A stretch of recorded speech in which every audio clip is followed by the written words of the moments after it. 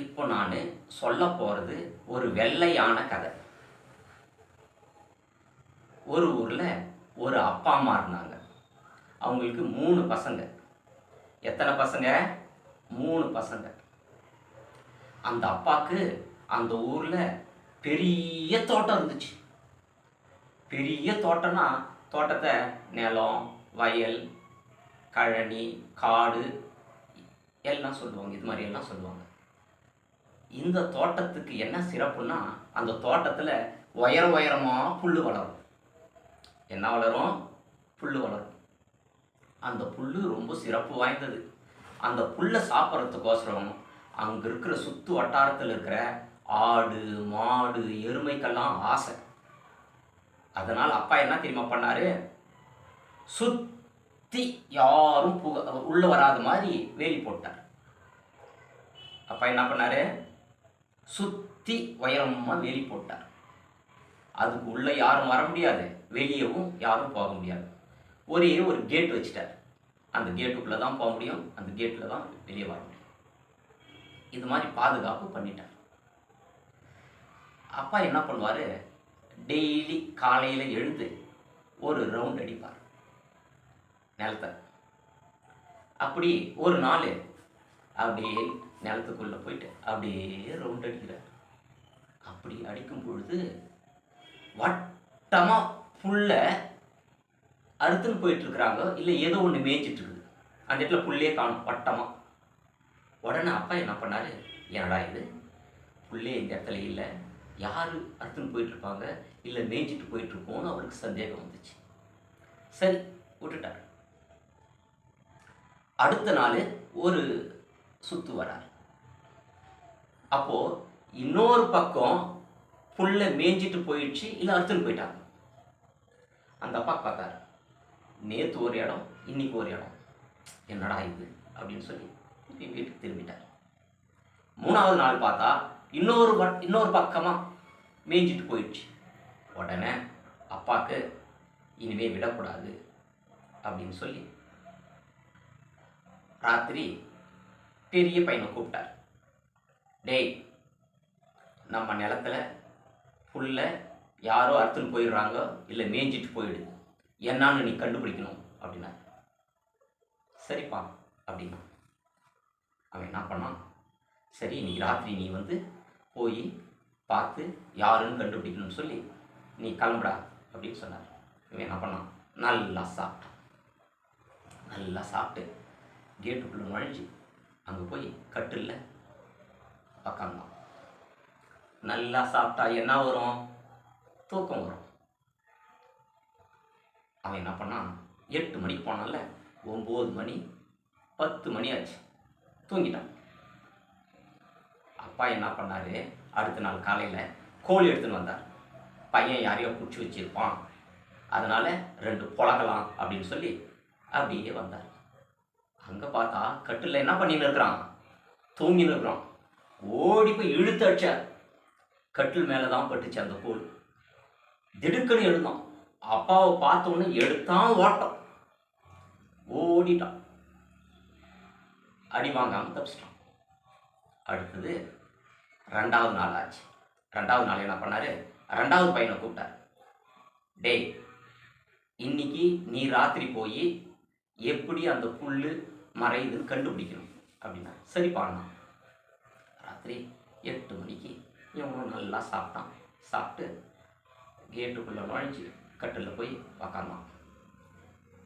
9 மணி ஆச்சு, 10 மணி ஆச்சு, 10:30 ஆச்சு, இவனும் தூங்கிட்டான். அவங்க அப்பா அடுத்த நாள் காலையில் கோழி எடுத்துன்னு வர கேட்டுக்குள்ளே நுழையும் போதே கொரட்டை சத்தம் கேட்குது. இவன் கொரன்னு கொரட்டை சத்தம் போட்டுக்கின்னு தூங்கி இருக்கிறான். அப்பாவுக்கு வந்துச்சு கோபம். எடுத்து போய் அப்படியே அடித்தா தப்பிச்சிட்டான். எழுந்து ஓடுறான். ஓடுற வேகத்தில் அந்த கேட்டை தாண்டி ஓடி எகிரி குச்சி வந்துடுறான். அடுத்தது 3வது பையனை அனுப்புகிறார். 3வது நாள் அவன் சொல்கிறான், இல்லைப்பா நான் இன்னைக்கு கண்டுபிடிக்கிறேன்ப்பா அப்படின்னு சொல்லி வரான். 3வது பையன் வந்து உக்காடுறான்.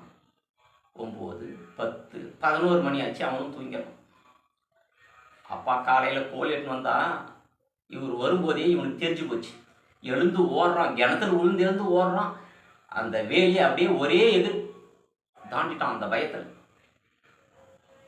அடுத்து அப்பா நினைச்சார், சே பசங்களுக்கு நம்பி பிரயோஜனம் இல்லை, நாமளே இன்னைக்கு ராத்திரி இருக்கலாம் அப்படின்னு சொல்லி அடுத்த நாள் அப்பா என்ன பண்ணார், இவரே கம்மியாக சாப்பிட்டு வந்து உக்காந்துக்கினார் எங்கள் கட்டில் மேலே.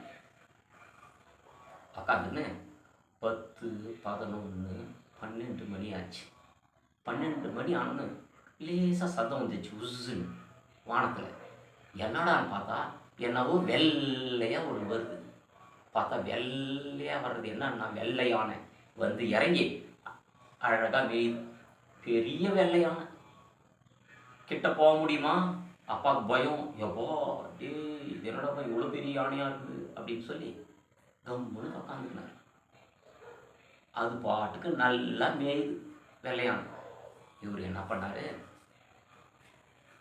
இது எங்கேருந்து வருது எங்கே போகுது, தினமும் வருது, இது நாம் எப்படி கண்டுபிடிக்கிறது அப்படின்னே உக்காந்துன்னு அது மேயிற 2, 3 மணி வரையும் அது மேய்ஞ்சிச்சு. அது வரையும் யோசிச்சுன்னு இருந்தவர் அந்த வெள்ளையான அப்படி மேலே போகும்போது ஓடி போய் வாழை பிடிச்சிக்கினார். என்ன பண்ணார், ஓடி போய் வாழை பிடிச்சிக்கினார். அந்த வெள்ளையான அப்படியே மேலே போகுது. இவர் ஒரு சட்டையாகவே இல்லை, இவர் ஒரு மதிக்கவே இல்லை, அது ஒரு வெயிட்டாகவே தெரியுது.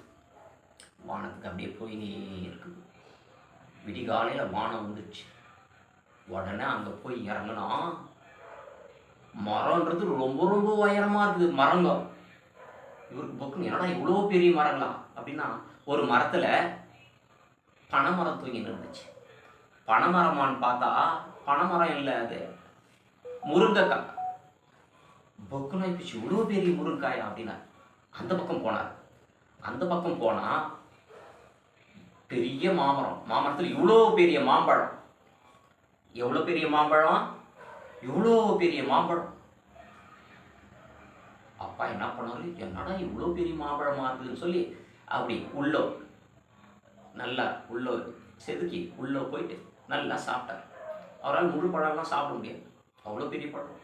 கொஞ்சோண்டு சாப்பிட்டு என்னடா இவ்வளோ டேஸ்ட்டாக இருக்குதுன்னு பார்த்தா அந்த பக்கம் பார்த்தா பெரிய பெரிய கொய்யா பழங்க.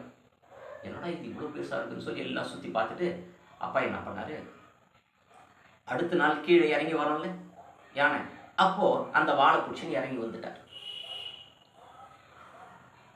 இறங்கி வந்துட்டு வீட்டுக்கு வரார்.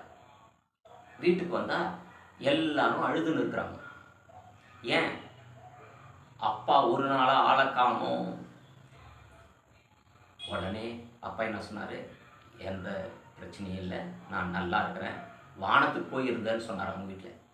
என்னது வானத்துக்கு போயிருந்தீங்களா? ஆமாம், வானத்துக்கு போனேன், அங்கே பெரிய பெரிய மரங்க. அந்த அம்மா கிட்ட சொன்னார், தன்னுடைய மனைவி கிட்ட, ஏய் உனக்கு மாம்பழம்னா ரொம்ப பிடிக்கும்ல, இவ்வளோ பெரிய மாம்பழம் சாப்பிட்டேன் நான் அப்படின்னாரு. ரொம்ப டேஸ்ட்டாக இருந்துச்சுனார். அந்த அம்மாவுக்கு மாம்பழம்னா உயிர். ஏங்க எவ்வளோ பெரிய மாம்பழம் சாப்பிட்டீங்கோ அப்படின்னா திருப்பியும் சொன்னார், எவ்வளோ பெரிய மாம்பழம்னு சொன்னார். எல்லாரும் கையை காட்டுங்க. இவ்வளோ பெரிய மாம்பழம்னு சொன்னார். அந்த அம்மாவுக்கு அப்படியே, ஏங்க நாமெல்லாம் நாளைக்கு போகலாங்க வானத்துக்கு அப்படின்னு சொன்னாங்க. இவர் சொன்னார், சரி நீ நான் நம்ம பசங்க 5 பேர் மொத்தம் போகலாம், யார்கிட்டையும் சொல்லக்கூடாதுன்னார் அந்த அம்மா கிட்ட. அந்த அம்மா என்ன பண்ணால், இல்லைங்க நான் யார்கிட்டையும் சொல்ல மாட்டேன்னாங்க. காலையில் இருந்து கொஞ்ச நேரம் பொழுது காலையில் என்ன பண்ணாங்க அந்த அம்மா, அந்த பக்கத்து வீட்டில் போயிட்டு, ஏய் இன்னைக்கு ராத்திரி நாங்கள்லாம் வானத்துக்கு போகிறோமே அப்படின்னு சொன்னாங்க. விஷயம் எல்லாம் சொன்னாங்க அந்த அம்மா கிட்ட. அந்த அம்மா என்ன தெரியுமா பண்ணாங்க, அதுக்கு பக்கத்து வீட்டுக்காரங்கிட்ட சொன்னாங்க, ஏய் அவங்க எல்லாம் வானத்துக்கு போகிறாங்க, பெரிய பெரிய மாம்பழம் இருக்குதான் அப்படின்னு எல்லாருக்கும் சந்தோஷம். அந்த அம்மா என்ன பண்ணாங்க, அந்த பக்கத்து வீட்டுக்காரங்கிட்ட, அந்த அம்மா அந்த பக்கத்து வீட்டுக்காரங்கிட்ட எல்லாம் சொல்லி ஊரே தெரிஞ்சு போச்சு. என்னாச்சு, ஊரே தெரிஞ்சு போச்சு. அடுத்த நாள் வானத்துக்கு போகிறதுக்கு ஊரே வந்து படுத்துன்னு இருக்குது. என்ன, ஊரே வந்து படுத்துன்னு இருக்குது. சரி எல்லாரும் போகலான்னு சொல்லி யானை வந்துச்சு, அழகாக மேய்ஞ்சிட்டு அப்படி மேலே போகும்போது அப்பா வாழை பிடிச்சினார். அதுக்கடுத்தது அம்மா வாழை பிடிச்சினாங்க. அதுக்கடுத்தது பசங்க வாழை பிடிச்சாங்க. அப்புறம் பக்கத்து வீட்டுக்காரம்மா, அதுக்கப்புறம் அந்த பக்கத்து வீட்டுக்காரம்மா, எல்லாரும் அப்படியே ஊரே தொங்குது, நூல் மாதிரி தொங்குது. வானம் கிட்ட வந்துடுச்சு. விடிகாலையில் வானம் கிட்ட வந்துடுச்சு. அந்த அம்மாவுக்கு ரொம்ப ஆசை மாம்பழம் சாப்பிட்றதுக்கு. அந்த அம்மா கேட்டாங்க, ஏங்க எவ்வளோ பெரிய மாம்பழங்க சாப்பிட்டீங்க அப்படின்னு கேட்டார். இவர் அப்பா என்ன தெரியுமா பண்ணார், வாழை பிடிச்சின்னு இருந்தார்ல, இவ்வளோ பெரிய மாம்பழம்னு சொன்னார். எல்லாரும் என்னன்னாங்க, தொப்புன்னு விழுந்தாங்க எல்லாரும். அவ்வளோதான் கதை. இந்த கதையிலிருந்து நாம் என்ன தெரிஞ்சுக்கணும்னா, எந்த காலத்திலையும் எந்த நேரத்திலையும் பேராசைப்படக்கூடாது. பேராசைப்பட்டால் நமக்கு நஷ்டம் ஏற்படுன்றது தான் இந்த கதையினுடைய கருத்து.